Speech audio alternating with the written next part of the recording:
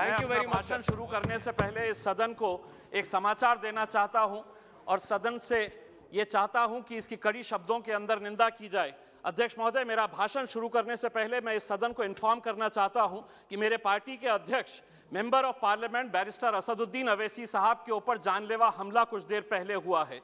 उनके ऊपर मीरठ से जब वो प्रचार करके वापस आ रहे थे तो दो बंदूकधारियों ने उनकी गाड़ी के ऊपर हमला किया, गोलियां चलाई, लेकिन उनकी जान बच गई। वो आए हैं वापस। मैं सरकार से ये अनुरोध करूंगा कि हमारे वैचारिक मतभेद हो सकते हैं, हमारे राजनीतिक मतभेद हो सकते हैं, लेकिन इस तरह की हरकतें होना, 2 महीने पहले उनके घर के ऊपर हमला हुआ जो पुलिस स्टेशन के सामने है और आज उनकी जान लेने की कोशिश की गई है। मैं चाहूंगा कि इस सदन के अंदर जितने भी हम राजनीतिक पार्टी के लोग हैं, ये मेरा या तेरा या तुम्हारा हमारा मामला नहीं है, हम सब से जुड़ा हुआ मामला है। इसीलिए जो भी दोषी है उनके ऊपर सख्त से सख्त कार्रवाई होनी चाहिए, ये मैं सूचना देना चाह रहा था। अध्यक्ष महोदय, भाषण का टाइम अब शुरू करें तो मेहरबानी होगी। अध्यक्ष महोदय, महामहिम राष्ट्रपति जी का भाषण सुनने के बाद ऐसा लग रहा था कि इस देश के अंदर सब कुछ बहुत कुशल मंगल है, सब कुछ बहुत अच्छा चल रहा है। सपनों का देश कैसा होगा, ये राष्ट्रपति जी के भाषण को सुनकर ऐसा लग रहा था, लेकिन हकीकत क्या है मैं अध्यक्ष जी मैं आपको बताना चाहता हूं और शुरुआत करता हूं उन गरीबों से जिनके आंखों के अंदर आपने 6 साल पहले एक सपना दिखाया था। 2015 के अंदर हमने देश भर के अंदर वो होर्डिंग्स देखे थे जिसके ऊपर मोदी जी की तस्वीर थी और ये लिखा हुआ था कि 2022 तक हर बेघर को हम घर देंगे प्रधानमंत्री आवास योजना के तहत। मैं देश के आंकड़ों के बारे में नहीं कहता हूं, लेकिन मेरे अपने जिले के मैं आंकड़े बताता हूं जो आपको चौंका देंगे। 80,000 लोगों ने आवेदन किया, गरीब लोग जिनको ये उम्मीद थी कि हमको एक घर मिलेगा क्योंकि मोदी जी कह रहे हैं।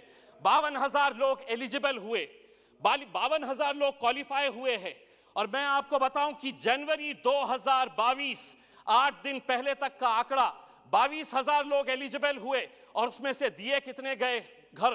355 लोगों को घर दिए गए हैं। मैं औरंगाबाद जिले की बात कर रहा हूं। क्या वजह है कि आप इतने बड़े बड़े आंकड़े दिखा रहे हैं? आप ये कह रहे हैं करोड़ों के अंदर। मैं पूरे दस्तावेज के साथ आपको बताया हूं कि 7 सालों से आपने उन गरीबों को सपना दिखाए कि मुझे घर मिलने वाला है। 52,000 लोग इस इंतजार में है कि मोदी जी अब घर देंगे और 355 लोगों को घर दिया गया है। अध्यक्ष महोदय, हम बहुत सारे सांसदों ने किसानों के बारे में बात कही है। बहुत सारे भारतीय जनता पार्टी के जो महाराष्ट्र से आने वाले सांसद हैं, उन्होंने किसानों के बारे में बात की और बताया कि सरकार किसानों के ताल्लुक से क्या अच्छे कदम उठा रही है। मैं उस सरकार से पूछना चाहता हूं कि मेरे अकेले महाराष्ट्र राज्य के अंदर जनवरी 2021 से लेकर नवंबर 2021 तक 11 महीनों के अंदर 2498 किसानों ने आत्महत्या की है। क्या वजह है इन किसानों की? अगर आप इतना उनके बारे में कह रहे हैं कि हम किसानों के लिए ये किए हैं, तो ये 2,500 किसान क्यों आत्महत्या कर रहा है? अध्यक्ष महोदय, ये small micro financing companies, private companies, banks loan नहीं दे रही, किसान उन प्राइवेट कंपनीज के पास जा रहा है जिसका इंटरेस्ट रेट इतना ज्यादा हो जाता है, किसान की फसल बर्बाद हो जाती है, पैसा नहीं, और जब वो वसूल करने के लिए किसान के पास जाता है तब उसको ये पता चलता है कि मेरे पास तो कुछ नहीं, तो वो आत्महत्या कर लेता है।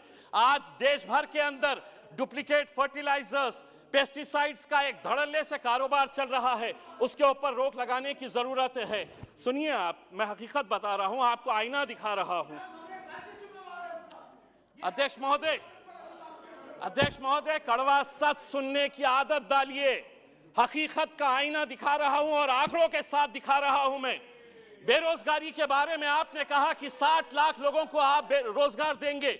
अध्यक्ष महोदय, जो इस देश की centre for monitoring Indian economy है, उसने कहा है कि इस देश के अंदर अभी दिसंबर का आंकड़ा उसने बताया है कि 53 मिलियन लोग बेरोजगार है। यहां पर आप 60 लाख कहां से देंगे? आप लोग 60 लाख बताइएगा किस कंपनी के अंदर देने वाले? अध्यक्ष महोदय, 2 मिनट का वक्त तो आपको देना।